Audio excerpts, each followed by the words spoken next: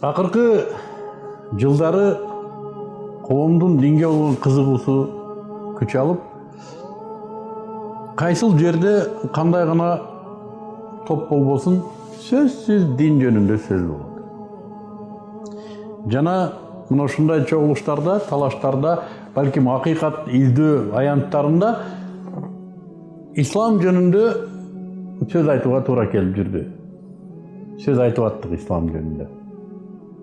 Бирок ислам эмне экендиги жөнүндө өзүбүз баарынан эле туура маалымат ала бербедик. Биздин коом ислам жөнүндө али ою толук калыптанып бүт элек.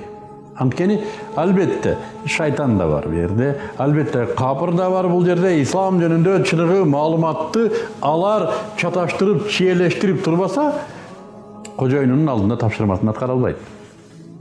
Ислам жөнүндө биздин пикирибизди чачып турат. Ислам эмне десе, бул сакал, бул деген терроризм, бул жихад, бул автомат.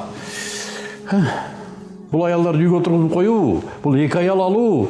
Лелеле. Кеде аргасыз күлөсүң. Ислам андай эмес. Биз айттык, дин түбөлүктүүнүн жаратуучунун өзү жараткан барлык жөнүндө өзү сыйлаган адамдын акылына багыттаган кайрылуусу дедик. Жана адамдын бактылуулугу үчүн атайын берилген жашоо эрежеси дедик. Динди.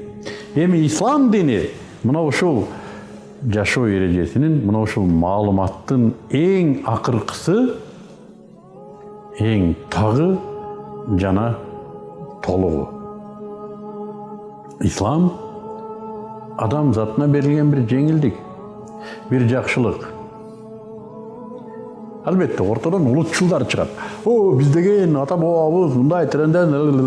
А өзү үйүндө бир баласы же бир аял менен проблемасын чече албайт. Эмнеге? Себеби исламдын баасын билбейт.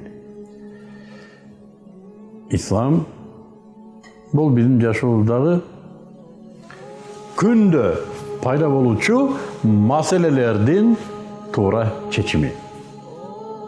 Кантип тамак жейбиз, кантип уктайбыз, кантип туалетте отурабыз, кантип мамлекет башкарабыз, кантип саясатта, кантип башкарууда, кантип экономикада, кантип таалимде, кантип ажырашабыз сүйбөй калган аялдарыбыз менен. Аны да билбейбиз эгер исламды билбесек.